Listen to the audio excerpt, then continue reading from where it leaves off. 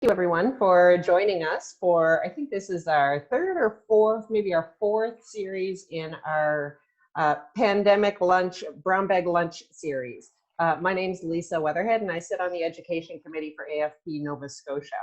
Thank you very much for joining us. I know many of you are AFP members and some of you aren't yet. We're really pleased to be able to offer these complimentary sessions during a time when sometimes people are just looking to connect and learn about some really great topics. If you've not yet explored an AFP membership, I really encourage you to do so. Brings a great opportunity, not just to network, not just to participate in education sessions, but to network with some of the best in our industry. And certainly you can approach any board member or visit our website to find out more about membership. Yesterday, I believe this went to just to members, a survey went out in the AFP newsletter. So if you haven't yet had a chance to have a boo at your newsletter, please do so. And there is a survey. We'd love to get your feedback and let us know how we're doing.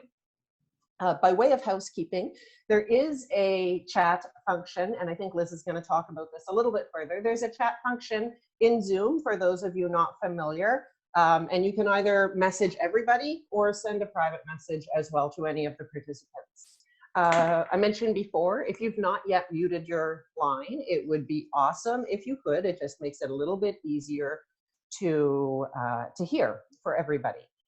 We do have a goal to end at 1 o'clock to respect everyone's time. So with that in mind, I'm going to hand it over to Liz and Michelle, and they'll do a little bit of introduction and get started with this fascinating topic. Okay, thank you, Lisa. My name is Liz LeClair. I'm the Director of Major Gifts at the QEII Foundation, and my colleague Michelle is joining us as well, who will be the primary presenter on this topic today. So Michelle, I'll let you introduce yourself. Hi, everyone. My name is Michelle McCann. I've been a lawyer here in Nova Scotia for, I guess it's going on 11 years now. That seems impossible. My primary focus of practice when I was in private practice exclusively was labor and employment, which included a large component of occupational health and safety files. So, I've been working on this stuff for years.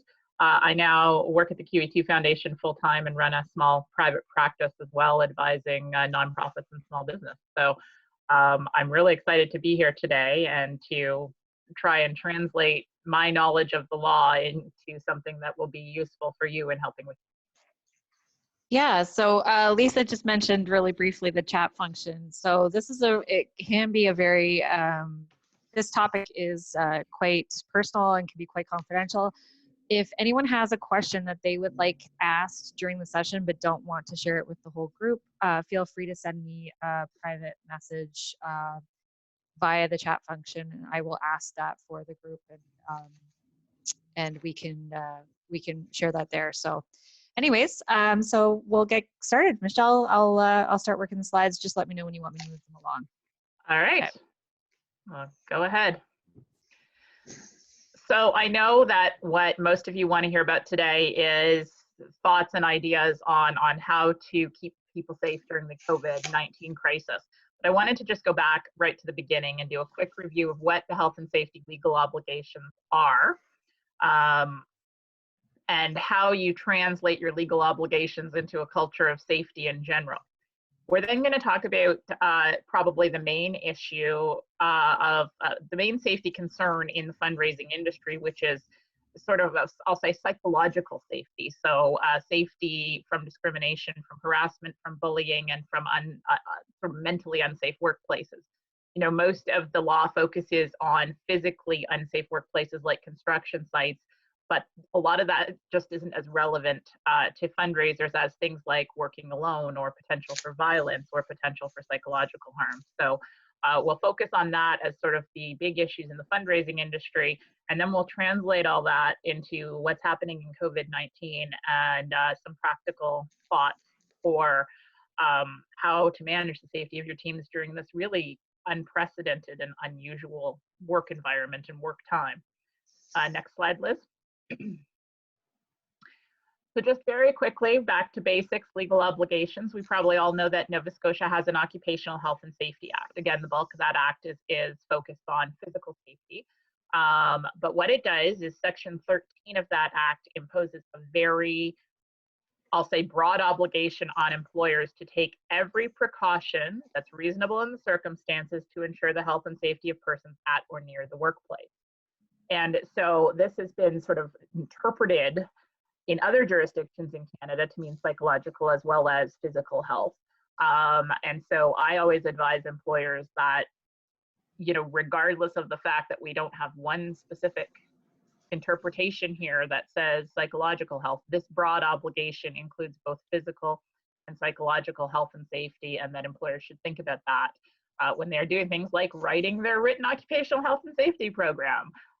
This is the number one, I'll say, delinquency I find in all of my clients that I work with, nonprofit and small business, is that they forget that once they have 20 workers, they actually have to have a full written program, and that's mandated by law. And even after 5 workers, they have to have, 20 workers also requires a committee of employees and managers working together to ensure the safety of the workplace. Even with 5 workers, you have to have a health and safety representative who's not in management. So like an employee representative. So people forget these obligations. And I'll say that, you know, during this time of COVID-19, I'm also finding there's some forgetting that, you know, that these committees and representatives need to be consulted as you put new things in place and try to dictate health and safety in a virtual workplace. So just a reminder that these obligations do not go away in a global pandemic. So that's the very basic obligations as an employer. You have to do everything you can to ensure the health and safety of persons at or near the workplace. It's very broad, and either have this written program or at the very minimum have a representative from the employee group working on health and safety with you. Next slide, Liz. Other requirements, you know, you've got if you have a policy or a program, you have to implement that and you have to communicate it. So the regulations in the Occupational Health and Safety Act actually make it a violation of the regulation not to implement your own policies. So having a policy is not enough. They have to be understood and implemented in the workplace. Relatively new, not quite 10 years old, is these violence in the workplace regulations that require employees to do a risk assessment for potential violence and to make a plan for any employees working alone. Now, fundraisers are not explicitly listed in the legislation as, you know, as one of the work groups that is required to do these assessments. But I always recommend, there's no reason for any employer not to do them, not to just look around and say, what are the risks of my of violence for my employees? I know the NSHA recently came out with a new policy and plan dealing with violence in emergency rooms and sort of listing the risks and how they're managing those. And it can be as simple as that, listing the risks and what you've put in place to manage those. And then if you do have employees working alone, and in the fundraising industry, I always think of sending out fundraisers to meet alone with donors. You know, I always say, don't do that, send 2, but I've had my fundraisers come to me and say that doesn't work. I've known, you know, this donor for 20 years. She just wants to sit and have tea with me. I want to go alone. So it's not always practical to have a policy that says you cannot meet a donor alone, but you really want to think through if you're going to allow your employees or your colleagues to do that. Is there any safety measures you can put in place? Simple things like your manager has to know that you're going alone. You have to check in when you're done. Simple things like that can make all the difference. Excuse me. And then, of course, I think we're all well aware that under the Human Rights Act, there's a long list of protected grounds on which we cannot discriminate. And so, you know, that is important to remember, that in hiring, in termination, in restructuring, but also in just day-to-day operational operations, we want to make sure that we are not doing anything that is intentionally or even unintentionally discriminating against each other. So, you know, things like anti-discrimination policies or practices that encourage people to come forward if they're not comfortable with something can really go a long way in a workplace like nonprofits.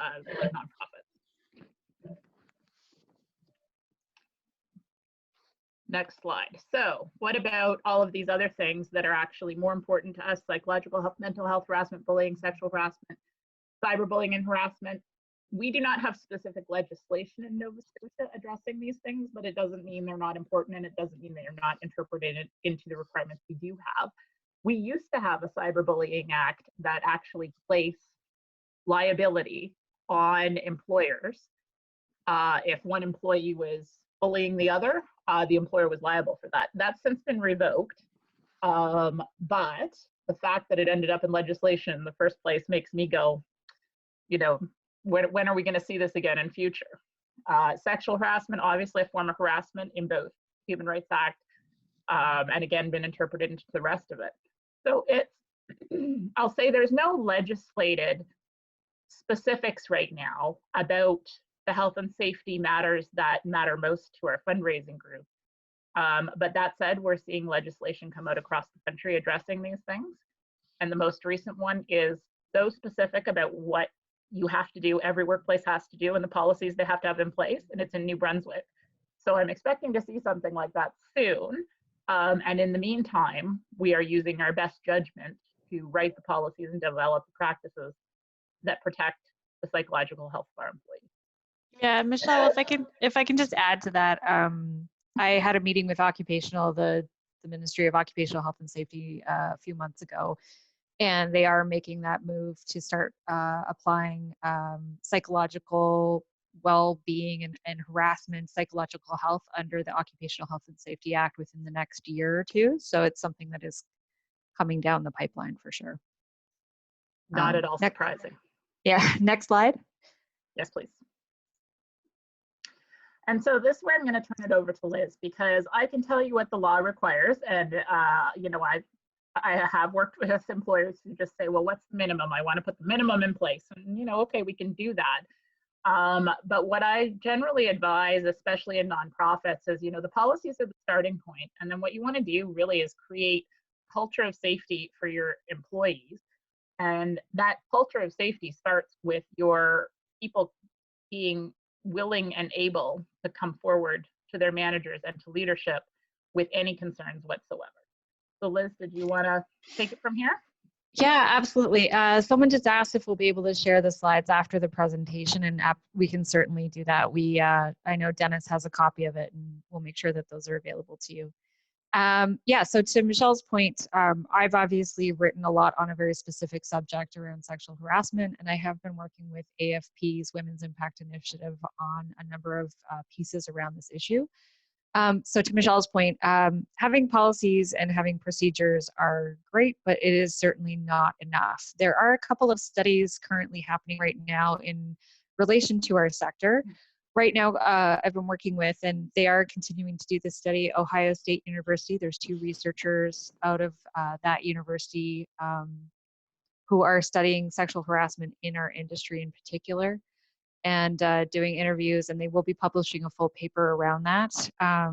There's also an excellent study called Women's Voices out of the Ontario Nonprofit Network around the issue of harassment and sexual harassment and bullying in our sector as well. The reason why we bring those up is obviously that it's great to have policies and procedures in place, which a lot of organizations do, but the main purpose of a policy is often to protect the organization from the employee and a third party. They're not necessarily there to protect the employees. And I know that that sounds a bit strange to people, but really when Michelle talks about this often, as a lawyer or someone with legal expertise, your main focus when you're drafting policies for an organization is to ensure the organization is protected.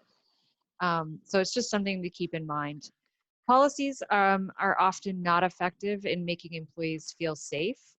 They're dependent on organizational readiness, training, and experience within the organization, in particular at the leadership level. They're often focused on assuming that it won't happen, taking legalistic measures when it does, and they're not really focused on prevention. They're not setting expectations for third parties. And again, I'm sure Michelle and I can go into more detail on this, but often we have volunteer policies in place around volunteering and things along those lines. But more often than not, the policies that are in place at an organization, and in particular in the nonprofit sector, are around our responsibility to our donors and to the public, especially in the fact that we have ethical standards and accountability around donors and donations. There's a heavy onus on the fundraising staff to protect themselves through whatever means are possible. And we're often not really thought of. We're an afterthought from a safety standpoint, not intentionally, just it's just the nature of sort of our line of work. And often policies and procedures minimize feelings. They're very much, as mentioned previously, they are based on legal precedents and on law or rules and regulations, but not really talking about the gray zones of how these kinds of things impact people mentally and psychologically. And there's really no onus at this point from a policy standpoint for leadership or nonprofits to change the way that they're doing business. There hasn't been a precedent set in the law in Canada, to my knowledge, or I believe to Michelle's knowledge at this point, around anything from a donor harassment or volunteer harassment of a fundraiser that has really put organizations on the path of realizing that there is an actual cost to not having these policies in place. So I'll just jump in, Liz, to say, in fact, sure.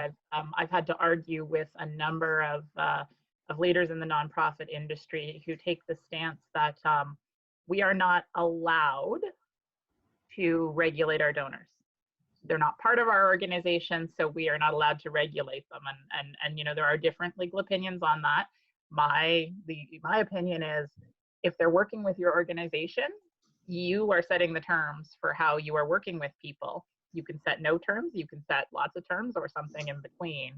And you're right, there's no way to enforce it in the same way as you can enforce against a volunteer or an employee where you can fire them.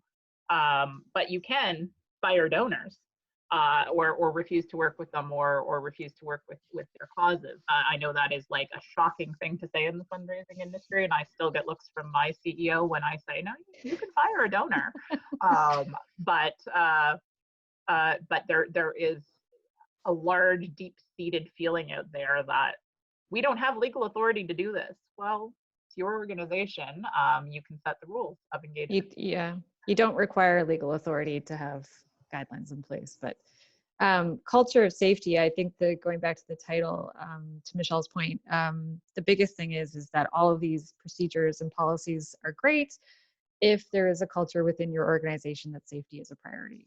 So just putting that, I just think we're just trying to highlight here that these are issues that are continuing to be an issue in our industry. So it's just something for you to keep in mind as you guys are building plans or working with your teams on these kinds of these policies and procedures. So do you want me to go to the next slide?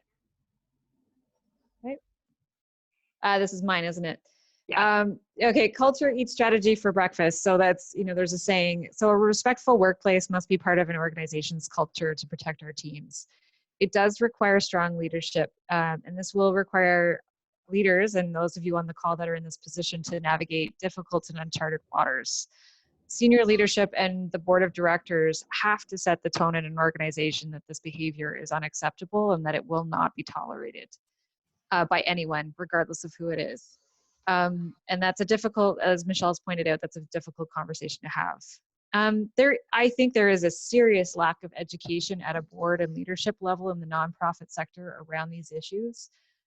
Mainly, I think we've sort of sat on our laurels for a long time in the assumption that we work in an industry that is about doing good, and therefore these problems do not exist in our industry. And I think the last few years have certainly opened up that dialogue and conversation to reveal that it is a problem. But it does require that it gets set at the top down. You need to empower your team to act. And what we mean by that is that not only just that you have these policies in place, but when something actually happens, that your management or your leadership and your staff feel that they have your back and that they are able to actually do something about these problems. And I think that this is something, oh, sorry, go ahead. Just quickly, Liz, to say, you know, I've had people say to me, I was in this situation, and, you know, tried to non-judgmentally say, well, why didn't you just walk away? And the answer is, I didn't know I could. And these are often junior or mid-level fundraisers, or junior or mid-level representatives of small business or organizations. They didn't know they had the power to walk away from an uncomfortable situation because they were worried that by walking away, they would endanger either the profit of their business or the relationship with their nonprofit. So it's even just telling new and mid-level employees it's okay to walk away is one way of empowering them. Yeah, and we're not certainly immune to issues or challenges, but at the QEII Foundation, I know every single time we have a new member of our team, this is on the list of things that we talk to them about. So if that's something that you can include in your orientation for your board and your staff, it certainly is worth the time and effort to do so.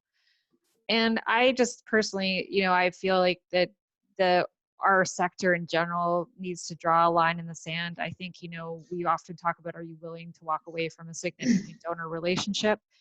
A lot of times we've had this conversation or done this presentation, people have said, well, what if this individual is someone that is the primary funder of our organization? And I have to often say, and I have said this before, if you're not ready for to do that, are you ready for the uncertain legal and ethical consequences of not doing so?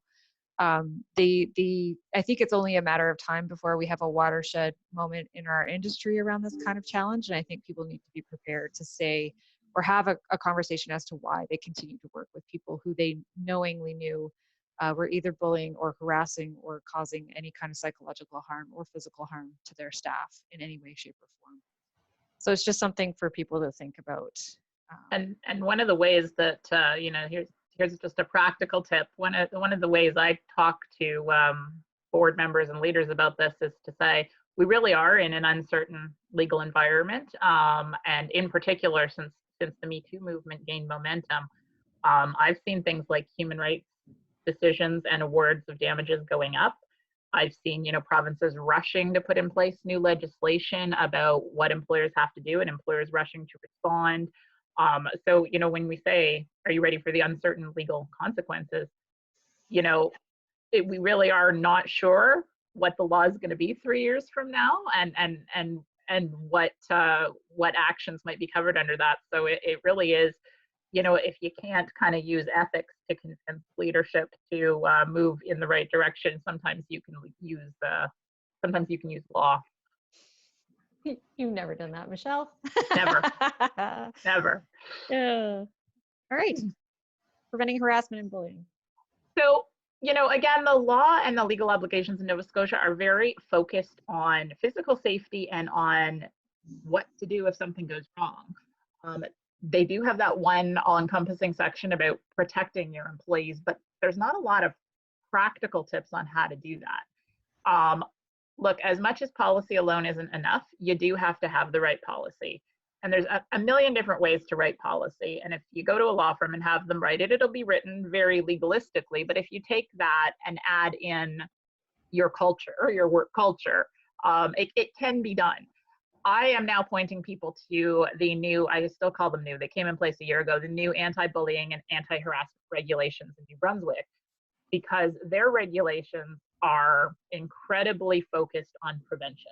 And they're the first I've really seen that focuses, the violence regulations when they started coming out across the country were focused on prevention, but these are the first ones for psychological health that's really focused on prevention of the extreme forms of bullying and harassment. And they're very specific about what to put in your policy. So I've put in a link here. All the major law firms have done a good job, but I like the Cox and Palmer summary the best. So I put that link in. But if you want other ones, just search for the other major law firms in Atlantic Canada. They've all done summaries on this. And, they very nicely give you a list of all the things that have to be in your policy. So if you are updating your policies or want to at some point to address these things, or just want to check that you have the right policy in place, I'd suggest you go look at those. I'm also a fan of focusing on a respectful workplace policy rather than an anti-harassment policy. I've found in many organizations, they're really great. They've got the policies, they're 50 pages long, there's a clear process, and they can deal with either extreme. They can deal with, this is the worst thing I've ever seen and we need to deal with this. And they can deal with, hey, this is ridiculous, this isn't even come close to harassment, but they can't deal with that spectrum of behavior in between that may or may not be harassment at law, but somebody feels mistreated. And there's really no clear process for dealing with that, and no clear idea how far along the spectrum you need to go before you edge into harassment. So I kind of, then this is my own personal preference. You're going to get different opinions from different lawyers, but I encourage my clients to focus on a respectful workplace policy that addresses behavior you do expect, and then talks about, we won't tolerate harassment and bullying. Here's how you can come forward if you're uncomfortable or feel mistreated and you're not sure if it's harassment, kind of encompassing the whole spectrum, instead of having, here's our anti-harassment policy, and here's our code of conduct, and here's this, and it's all over the place, trying to bring it all together into one respectful workplace policy. If you want to have a culture of safety, as Liz said, start that training at the time of hire. And if you're trying to transition to a more open culture of safety, that's a good place to start. Start at the time of hire, make the manager and the employee aware that you're actively starting to promote this culture of safety. Talk to your employees about the risks and realities of fundraising work. Part of mental health, psychological health, sexual harassment, all of it, is that there's been a culture of silence for so long, and that there's still stigmas attached to these things. And nobody talks about the reality that it's out there, it happens. I think of sexual harassment in particular, but bullying is actually one of the major issues in the fundraising industry. I've read reports, I can't remember exactly where they are, but I have definitely read reports that say the number one problem reported in not-for-profit workplaces is bullying from superiors or bullying from colleagues. So these things happen too, and I'm not saying they happen in all our workplaces, but they're out there. And the more people talk about it, the more the message is clear that you're not going to be able to do this in isolation and hide it. Mm-hmm. I think that was the oh, sorry, I got an echo. Chronicle of Philanthropy was, I think, where the statistic came from that you're talking about. Yeah, I have all these stats in my head, and I always have to look up where they came from, but I know they're out there. Again, with empowering employees to openly discuss any concern, and I'm not going to sugarcoat this for you managers out there. This is tedious. Okay, it is tedious and it is hard. I have had conversations I never thought I would have. And you have to take them all seriously to promote this culture of safety. So it's, yes, I understand your dog's under the weather and you'd like to be home with your dog, but unfortunately, we're going to have to ask you to take a personal day if that's what you want. And you just try really hard to respect any concern that's brought forward, no matter where it is on the spectrum. I find that helps, but it is a lot of work and it is tedious. So that's, those are sort of my main tips for my main practical tips for preventing harassment and bullying. Right now, the law is still catching up with social expectations on this. So are you going to be penalized if you don't kind of put in preventative measures? I don't know, honestly. There's no cause of action right now to necessarily sue your employer for harm caused by harassment and bullying, but there are, of course, avenues through occupational health and safety and through human rights. So I just don't know where all those are going to land in the near future. But, as a lawyer and risk manager, I always say, get ahead of it. Okay, I'll move on to the next slide. So obviously, there's a lot of things that we're trying to sort of give you an umbrella to cover here, but my area, I hate saying this, my area of expertise would be from the sexual harassment standpoint in nonprofit and fundraising. So in 2018, the AFP Foundation and the Chronicle of Philanthropy did a Harris Poll survey. Some of you may have seen this come out in some of the information last year. In the survey, one in four, or 25% of women in the sector, reported being sexually harassed in the workplace. 48% of those who reported being harassed, 48% of those reported being harassed or witnessing harassment. 65% of those who were harassed claimed that the harasser was a donor, and 98% of those who were harassed claimed that the harasser was male. So we had a very preliminary survey, and again, Ohio State University is working to revamp this study and also send out an updated link, but obviously gives you all sort of a picture. It gave us a preliminary picture of the issue in our sector. For those of you who know me, I've talked a lot about this subject. From 2013 to 2018, I was very persistently sexually harassed by a very high net worth donor here in Halifax. I am not permitted or able to share who the person is because of legal sort of parameters and liable issues, but that individual, I received ongoing text messages of a sexual nature. I would visit with that individual at coffee shops and would have comments made about my clothing and my body, in particular my chest and my breasts. And there's a lot of correspondence, and at one point was actually propositioned on a work trip with the individual to have sex with him. And I never brought any of this forward. I never brought any of it forward to my employer at the time, and I did not speak about it for quite a long time until basically until Harvey Weinstein and a lot of that case opened up. I started reading a lot about the issue, and I realized that this was an issue that I had experienced and that I had been, something that I thought was normal. I really felt like was just something that happened in our industry. I assumed that this had happened to everybody, wasn't normal. And it kind of culminated in 2018 when I attended Congress, where Sam Laprade spoke. She's a fundraiser, spoke about the issue. And then also Hadia Rodriguez talked a lot about the fact that things were only going to change if we were willing to be brave and speak out. And about the fact that people with privilege need to be the ones to do it, not those who are marginalized or on the margins, who are constantly having to fight. So I wrote an op-ed for CBC on this piece in January 2019. I joined the Women's Impact Initiative, and I've continued to write about it. In September 2019, I wrote an article for Beyond Fundraising for AFP headquarters. And I've been working with Michelle on presentations for AFP and beyond. And we also held something called the National Day of Conversation last year to highlight this issue in our sector. One of the things I've learned in the time that I've been working on this issue is the most effective factors in a culture shift around sexualized violence in the workplace are that policies need to protect both the employees and volunteers, not just the organization. Again, we talked about this. We need to empower leadership and management to act. Bystander training is single-handedly probably the most important thing that we can be doing as organizations. There are very few things that we can do to stop someone from sexually harassing, or bullying team members, but what we can do is empower our teams to be active bystanders.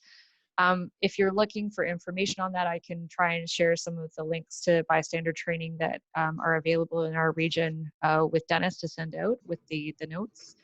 But bystander training and what they're now calling upstander training, which is more of an intervention model, is really focused on, if you're seeing something, how to interject, insert yourself into the conversation, how to remove the individual who's being harassed from that situation, how to report it, and how to record what you saw. And those are incredibly important and valuable things that you can be doing and training your team and your leadership and your volunteers on. And I think action really speaks volumes. I think non-tolerance of certain behaviors in the workplace need to be established. I think as every organization has to set a tone as what's acceptable for your workplace. We're all very different, much like any businesses would be. What would be acceptable maybe for one sector or one organization may not be acceptable for another. It also depends on the number of staff you have, how many you have, what access to resources you have. So really tailoring those responses, but definitely drawing that line, like we said, a line in the sand around what you will and will not tolerate as an organization. And I would say these four factors in culture shift, the title says sexualized violence, but honestly, they would work equally well for mental health and psychological types of harm, to try and either shift your culture or continue a culture of safety in your workplace. Absolutely. Yeah. For anyone that's in particular around this particular area of harassment, if you're looking for resources, and again, we'll make sure this gets sent out, these are some of the organizations that I've become aware of and acquainted with over the last probably 16 months. The Women's Impact Initiative has a large number of resources around this topic. They're available at that link. Just to make you aware, sometime in the next 6 to 8 months, there is actually a program called ROSA that's going to be launching on a federal level. It's being supported by the Canadian Women's Foundation, and they are going to be providing resources in every province that are specific to every province, where it'll be an easy resource that people can go to find out what their rights are in very plain language and very simple, and it's all consolidated in one place. If there's one thing I've learned about going through the human rights complaint process and trying to report this issue, is that it is very complicated, very different depending on where you go, and there seems to be no consistency. So it's great that they're coming up with this. Vesta is also something to keep an eye on. It is a chat bot. It's basically a chat bot for survivors of sexual assault. It is going to be available to organizations. I believe they are already running some tests with some larger organizations, and I think she is trying to work on a nonprofit version that'll be much less expensive, but essentially you can file a complaint. It may not be as, necessary for small organizations, but if you look at organizations that are large, like companies like, I don't know, if you look at Emera or Nova Scotia Power, where they have thousands of employees, what this does is it tracks and receives that information and can send to the leadership teams confidential kind of reporting that shows patterns of behavior and where there's some issues.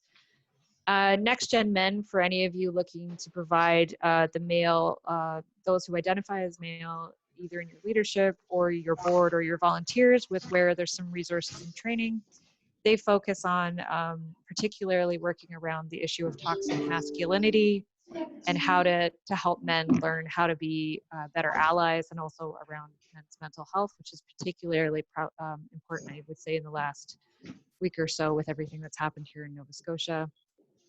Donor Perfect has a free Time's Up white paper, and also Crescendo is an organization that has a diversity and inclusion strategy guide. So those are just some free resources that would be available to all of you if you want to look at them. So, and now, so COVID challenges. So Michelle's going to talk about this section.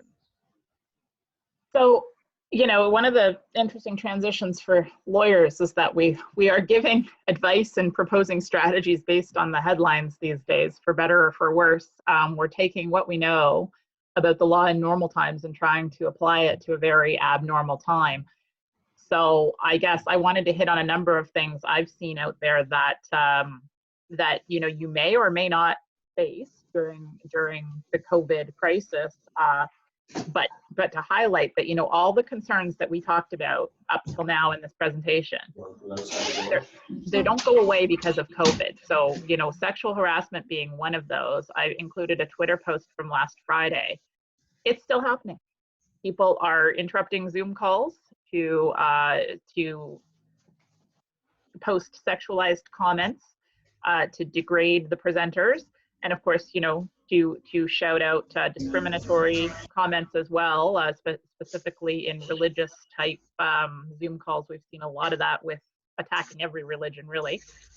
You can see that they're using the chat box during a presentation.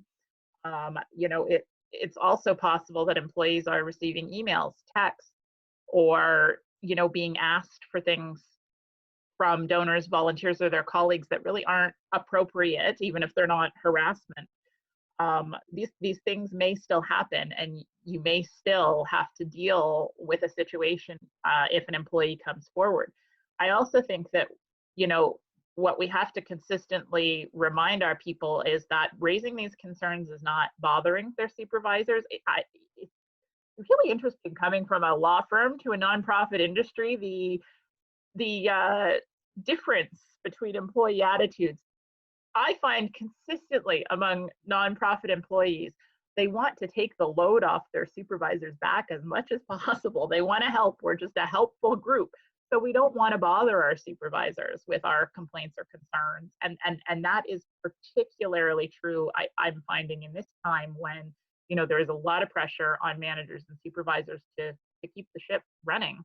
And employees think that their concerns are less important. So I think reminding employees that whether it's sexual harassment or anything else, you know, you're not bothering me, or I want to hear it. I think a lot of people in our industry right now are really afraid of layoff as well, and they're afraid that if they rock the boat with a concern or a question, or you know, bringing up something that they're not sure is it's appropriate to bring up, they fear that that's going to put a target on their back. And so I think reminding employees that, you know, there won't be any retaliation if you have something you want to talk about is really important right now. You know, as we go through our careers and sort of rise, I think we forget what it feels like to be a junior employee. But you know, I've talked with enough of them to know that these fears are real. Continuing the open communication through Zoom, through email updates, through, you know, a personal phone call. So someone who I know is listening called me about 3 weeks in just to check on me, and I thought, wow, you know, that's really nice. Like, you know, it's really nice that we had that touch point, and you know, it just made me feel better. It made me feel supported, and I think that would be even more so with other employees. You know, remind, especially if you already have policies in place, which I bet most of you do, remind teams that they don't have to put up with harassment or bullying, or even just rude behavior from their colleagues or from donors. I think conversations like this go a long way to keeping the lines of communication open. Like, don't kind of hide behind email and avoid conference calls and phone calls. I think that personal touch, I mean, we all know that with donors. Apply it to each other as well. That personal touch keeps the lines of communication open. I'm recommending that we avoid assigning employees to make direct contact with individuals who are known or suspected to have engaged in poor behavior in the past until this crisis is abated. It's, you know, we all know who they are. Let's be honest. We all know who's rude and who's beyond, and so just leave these individuals alone until the crisis is abated and you can deal with them in a more professionalized setting. If you do have time, and I know we're all laughing about that, but it is a good time to really think through the policies and you know, to really think through what changes need to be made and to get your employees' thoughts on that as well. A lot of them are scared of a lot of people are scared about a lot of things right now, and so getting that feedback may help inform your policies going forward. Next slide, Liz. Oh, hang on. There we go. You know, just very basic things. I always say avoid ostriching. I always call my husband and my oldest daughter an ostrich. There's a problem, they just want to stick their head in the sand and say, it's not a problem, it's not a problem, it'll resolve itself. If you find yourself saying that the problem will resolve itself, it probably won't. So find another way to resolve it. Keep consulting with your representatives. If you do have policies having to do with anything really, but particularly health and safety, keep applying them. You know, COVID-19 is not a reason to suspend policies. It might be a reason to think through changing them or to formally make a decision to make an exception to them, but it's not a reason to just ignore that they exist. And again, communicate that you are concerned for the health and safety of your employees and of each other, and just keep that a main topic of conversation. Liz? Okay, so what about the fact that we're all at home? Is home a workplace? I have no idea. There's different interpretations on that across, and usually the legal answer to is home a workplace for which the employer has to provide a health and safety workplace is sometimes. So there's no clear answer on whether you as an employer have an obligation to make sure that your employees are physically safe at home. But what I would do is I would look through your own policies and see if there are any precautions you can apply. So a simple one is if you have provisions in your policies or in your practices for ergonomics to help people with the right chairs, send them their chairs home. Tell them they can go get them. You know, don't let an existing injury get worse just because the person's working from home and thinks that they have to sit at the kitchen table. And so that goes with the simple comforts as well. You know, do they need paper? Do they need pens? And I know we're all struggling financially and these things seem silly, but if you've got a group of employees working from home and you ask them if they need a pen, they might feel more comfortable coming to you with other issues down the line. And as I've said before, sometimes especially junior mid-level employees, they just need permission, whether that's permission to walk out of a meeting that they're uncomfortable in, or permission to eat their lunch when they're working from home and be unavailable for an hour, or permission to get up and go for a walk. A message from someone in authority saying, hey, we don't expect you to, answer within 2 minutes every time I send you an email. You can take a walk, you can get your lunch. I know it sounds silly, but sometimes employees need to hear that from their employer, especially when they're worried about things like layoff. This is the tough one: psychological safety at home. A lot of us are used to dividing our home and workspace. And so employers don't always have to inquire too much about what's happening at home. But in these kinds of Zoom calls, I have seen and heard a lot of questions about things that people are now seeing a window into each other's homes. And I'm trying to explain this without details, but let me put it this way. You're on a Zoom call and someone who thinks they're muted is sitting there, and suddenly their spouse comes in and starts screaming at them in a very violent and a way that just makes your skin crawl. You have an obligation to do something, a legal obligation, a moral obligation. After the events in Nova Scotia this weekend, I think all of us would feel uncomfortable witnessing something like that and wouldn't necessarily know what to do or where the appropriate lines are. And I would say, again, opening the communication, maybe writing that employee, even if you don't know them, even if you're not their superior, even if you're just their colleague, and saying, hey, I don't know if you know, but you weren't on mute and I heard this, and I really, I don't know your home situation, I don't know you too well, but I'm a little bit concerned. Do you need anything? Can I help you? Some people may not respond well to that, but other people, I think, might. Then you've got the flip side of the issue of what if your employee calls you and says, I am not safe at home? What do you do if you are a supervisor? Can you do anything? And I think from a law and a lawyer perspective, often the answer is the same answer I get with regulating the behavior of donors. Well, I don't have the legal authority to do that. I don't have the authority to do that. You always have the authority to help a fellow human being if you can, never mind legal authority. And if I would say, from a legal point of view, if your employee asks for help, you probably need to take some measures to try and help that employee, even if it's simply contacting the police. The other one that I never would have thought of, but it was discussed online the other day. What if an employee's family member calls you and says they're not safe from your employee? That's a whole other kettle of fish. But again, can you not react? I don't know. And I think if you're in doubt at all, you phone the police at this point. And I know that is, especially after the tragedy in Nova Scotia, there's now a bit of distrust with the police. Alternatives would be family services as well. But I think if you're hearing or seeing anything that makes you think your employee is unsafe, either they're unsafe or they're unsafe to others, there are many options to do something. And we don't always get it right. And I think this is something I've been saying for the last 2 years on the sexual harassment issue, but I think it's true with any psychological and mental health issue. We don't, as employers, always get it right. But that's not a reason not to try.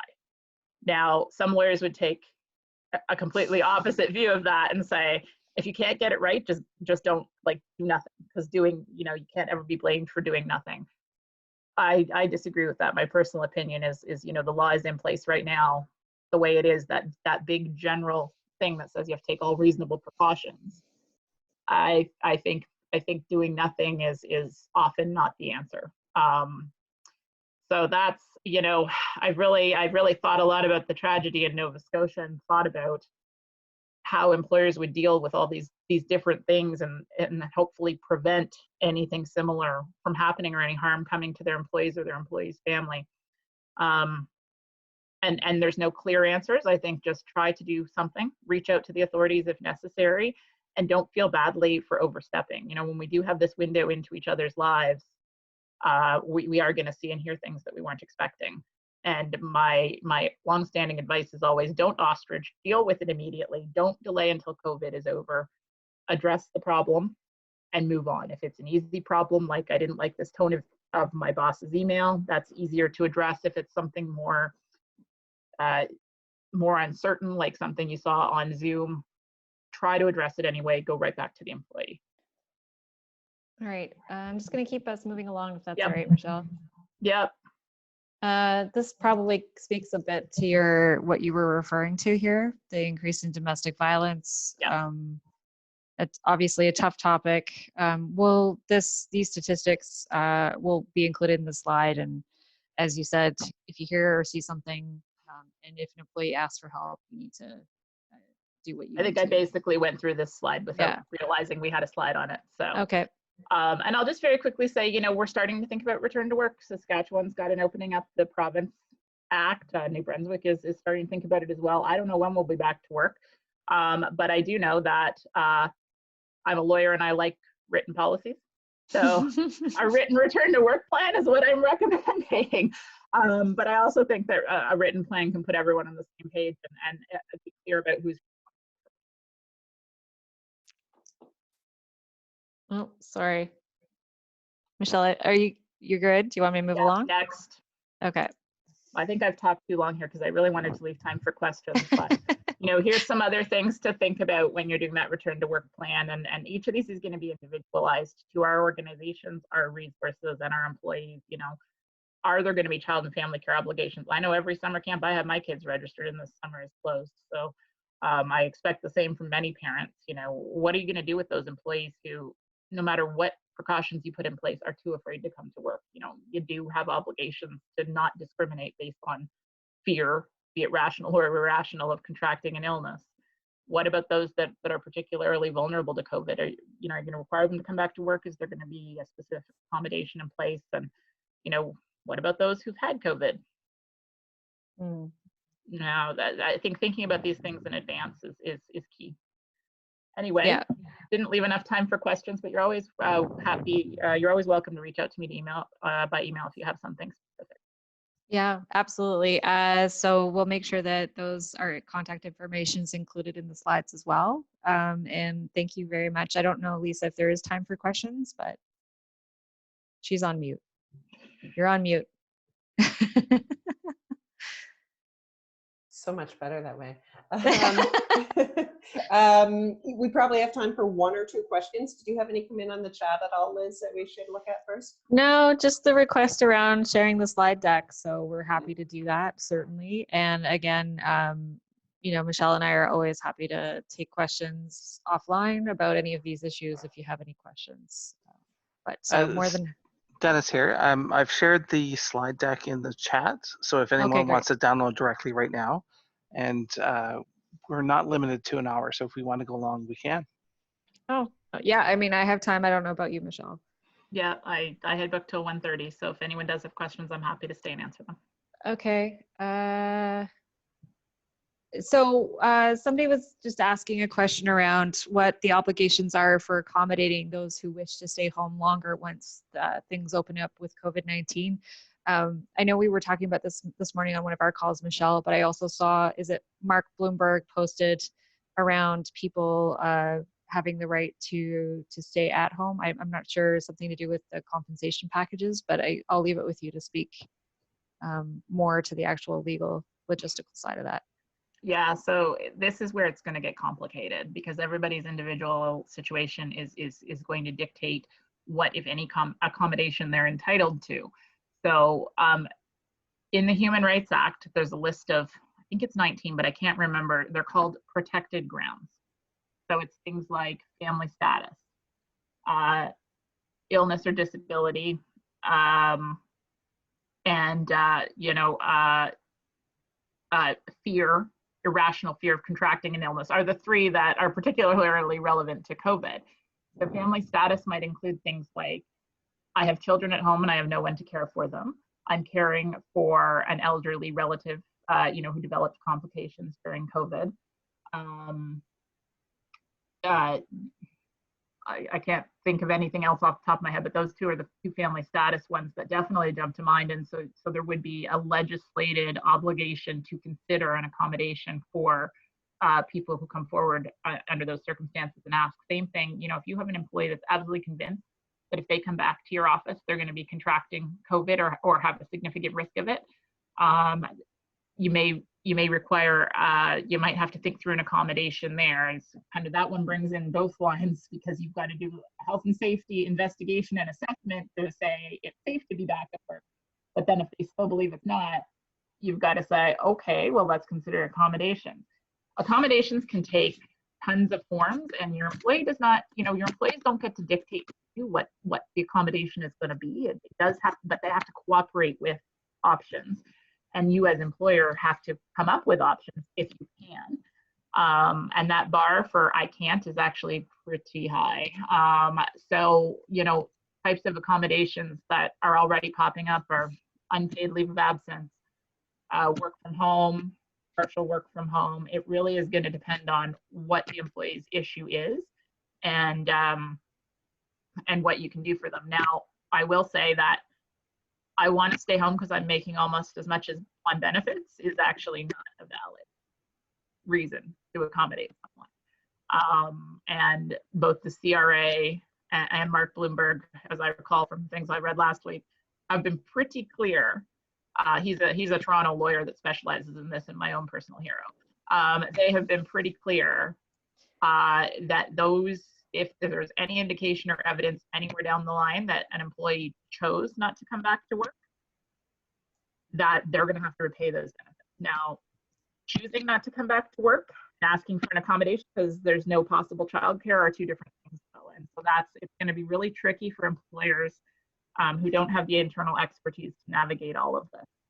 So, if you are a manager or a CEO or a leader of a nonprofit, you may want to start thinking through now what you're going to accept and what you're not, because there's legal requirements of whatever's in the Human Rights Act and the Occupational Health and Safety Act. But then I suspect we're going to see in our teams some other things come up that you may not have a legal requirement to respond to, but you might want to provide an accommodation anyway. I think another one that's come up in discussions is not that if an individual is not comfortable coming back to work, but there has been someone on your team that has contracted COVID, that the team does not want that individual back in the office and for what period of time. So that's also something for people to consider or to keep an eye out for. That it's not necessarily. Yeah, sorry, go ahead. I was just going to say, but also balancing that with that person's right not to be discriminated against. Absolutely, yeah. So much to think about. Yeah. I don't know if there's any other questions. We do have no other questions. We can wrap up. And I thank you, Liz and Michelle, for sharing your insight with us. Certainly a lot to think about and a lot to consider. So greatly appreciated. Thank you all for joining us. Stay tuned on both social media and by email about our next session coming up. And as well, don't forget to respond to the survey that was sent out in the newsletter yesterday. So thank you all very much for joining us. Thank you. Have a good day, everybody.